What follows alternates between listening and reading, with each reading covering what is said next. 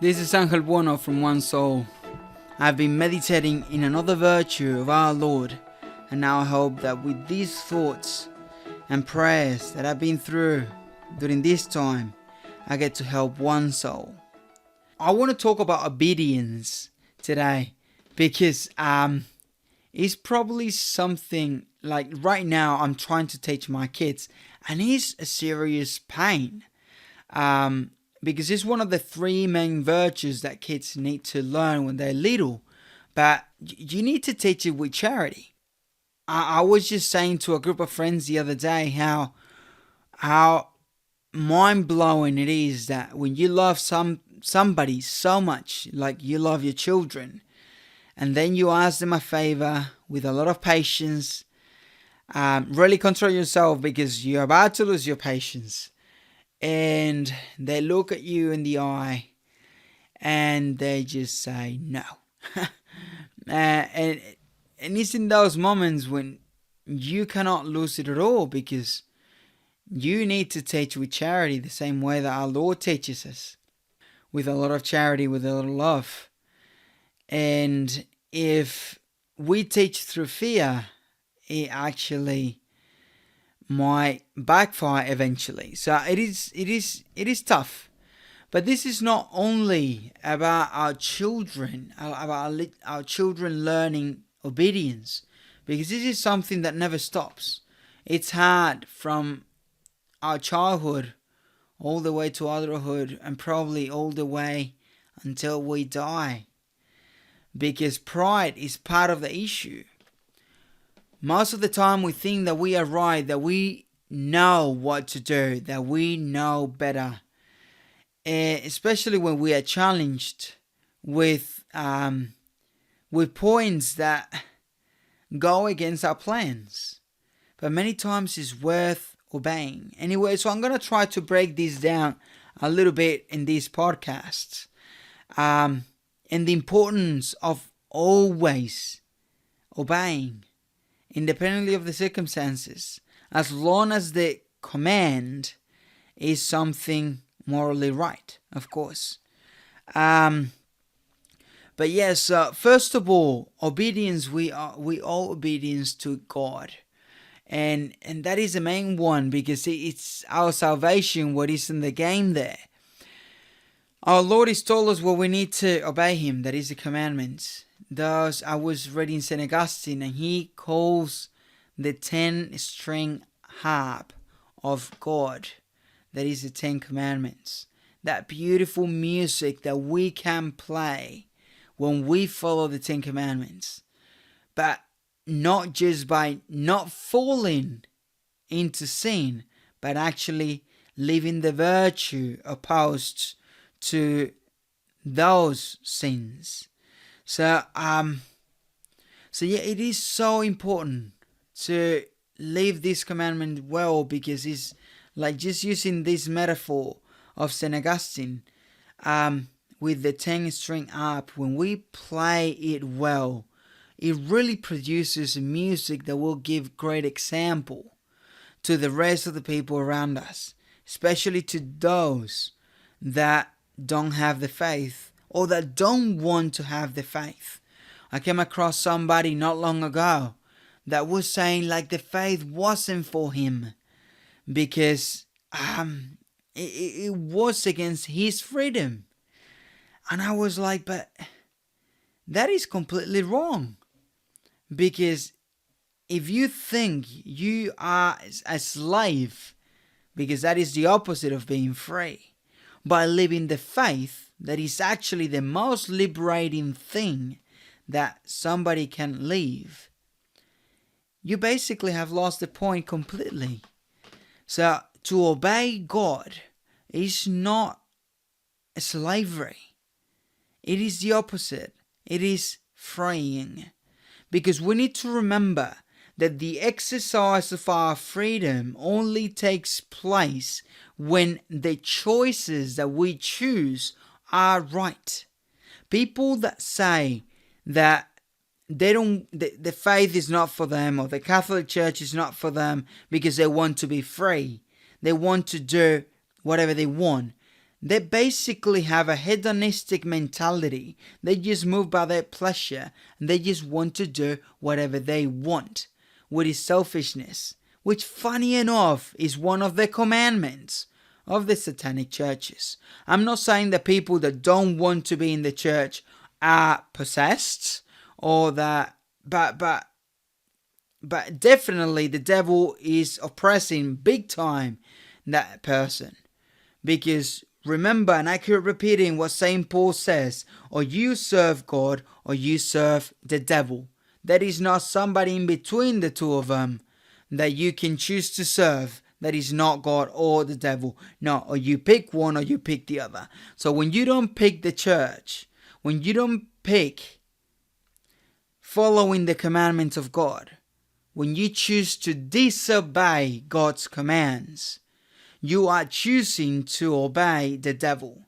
You are becoming his slave. Because this is the main difference here. By obeying God, we become truly free. There is not people more free than those that have followed God from beginning to end. Even if after they have fallen, they've come back to God. That is the real exercise of freedom.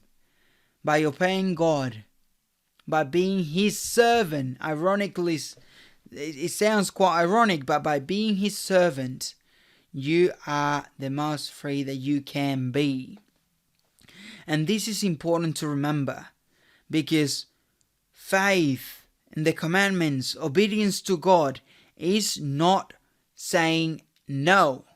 It is actually saying yes to life. Because remember, God is the creator. God has made everything. God has created us and put us where we are right now, and given us the mission, the vocation that we meant to carry out in order to get to heaven. So, looking at that picture, we can see that by disobeying God, we actually closing up, because the mission of the human being is to get to heaven. Any other thing closes us up. It basically bounds us to this earth. Well, it's like the story of the eagle. That eagle that was born among chickens and used to look up to the sky and think that he wanted to be there and fly and look to the sun face to face, but he thought he was a chicken. So he looked down and kept pecking on the corn cobs, on the leftover of the corn cobs that were on the ground. So we are elevated to the dignity of children of God. We are created in his image and likeness. It is a waste of life if we choose to follow the devil, if we choose not to obey God. So this is the main point of obedience.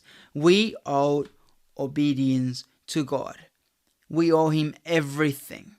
And he's very clear. And it's by obeying him that we can play this wonderful music of the faith. Something that will be attractive.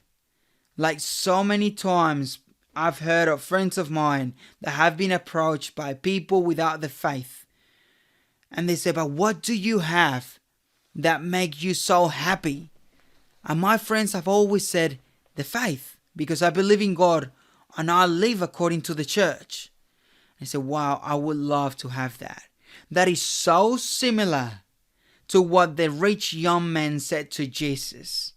I'm fulfilling everything, I'm doing everything, but I'm attached.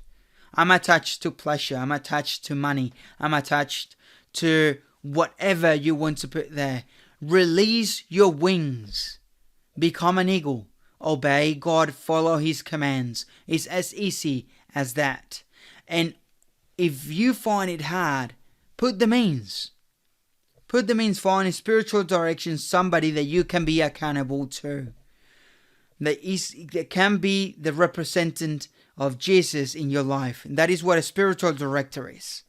So, put the means. There is always something else that you can do in terms of fasting, in terms of mortification, in terms of exercise of virtue, in terms of work, service at home, friendship, there is always something else that you can improve on in order to obey God better.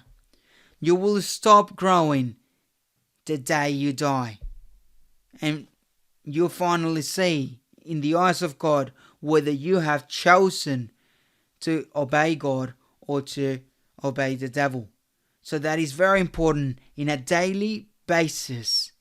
How do you obey God today?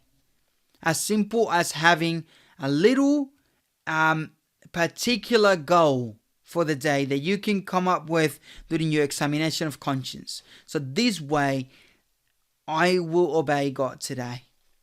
Also, and I need to hurry up because I've covered like 1% of what I wanted to say. But that is the main point. The person we owe obedience is God. And consequently to the church, that He's given the power, and is His body, the church, the Catholic Church. And the Catholic Church has very simple commands that we need to be aware of. I'm not going to enumerate it because I need to hurry up, but in the Catechism, commandments of the church. What does the church ask me to do? And it goes around fasting, about giving to the church, and about prayer. So important. And the church doesn't demand much from us, but there's so much we can do. Also, the obedience in a spiritual direction. What I've said before, to be accountable in a spiritual direction is like being accountable to Jesus. Because Jesus is the ultimate spiritual director. He is our model. He's the one that advises us and helps us in prayer and leads us. But it is so important, being human beings, that we have that human being that by the grace of God gives us the example. And sometimes our spiritual director might advise us something that we do not like, and pride kicks in, and it's so hard. I've lived that since I started talking to somebody when I was in year 3, and they told me that it was better for me not to go to a camp that I was so looking forward to go. It didn't happen when I was in year 3, sorry. It happened when I was in about year 9 or 10. And they said, man, this is an apostolic camp. And you haven't invited your friends. Or your friends don't want to come. So really, apostolically speaking, there is no point for you to come to this camp. Of course, you'll enjoy, you'll love it, whatever you want. But that is not your mission. And man, that hit me very hard. Because I didn't want it, and I didn't understand it at the time. But today, I do understand that there is a greater reasons for the things that we do, and sometimes we don't understand them, but God does. And even if we don't understand something and we still obey, that in the eyes of God is something beautiful. So even when we don't understand something, let's start from the point of view of, I will do it. If it is morally right, I will give it a go. Because it might be God asking me to wander into this path that is unknown to me. This is so important. And this is something that can happen as well with our spouses. Something that happens with me and my wife all the time. She asks me for something, and I don't want to. Generally I do want to, but there's times that she asks me for something I don't feel like because I'm tired, and it's so easy. And I know if I tell my wife, hey Jess, I am tired, she will say, I'm so sorry, I'll get it done. She's that good. But there is a lot more merit if I swallow my excuse and obey. So the obedience to our spouse, without complaining, without excuses, that has great merit in the eyes of God. And the last one is obedience to others. I was taught when I was very little about an old man. He said how humble he is. He was that man. I used to go to a club, and there was a man just opening the door. there and receiving the guests and welcoming people, basically. So no strangers will come in the club because it was a youth club. One day, they made us realize that when we, little kids from year 3 to year 10, would ask him for something, he would do it. So it's a great act of humility to obey even to the little ones. So when your child asks you for something that you don't really feel like, just consider, what am I teaching my child if I actually obey him or her? That you'll be teaching them obedience. And wrapping this up with the beginning of the talk, of the podcast, there is no better way to teach my children obedience than by obeying them. When they ask me, Papa, can you please get me a spoon? Yeah, of course I will. Can you please tuck me in? Of course I will. So, let's obey God and His commandments, the church and her commandments, but also in a spiritual direction, especially when we don't want it. When our pride kicks in, realize it and take it to prayer. And if it is not something wrong, do it. And nobody's going to advise you to do something evil, especially in a spiritual direction. To your spouse, even when you don't feel like it, obey him or obey her. And to the little ones, obey them. Because then you are modeling. You are loving and showing humility. Humility is not something that you teach by saying you're humble. It is that you teach by your actions. And there is no greater act of humility than obedience. This is Uncle Bueno from One Soul. It's been a great pleasure talking to you today, and I look forward to talking to you soon.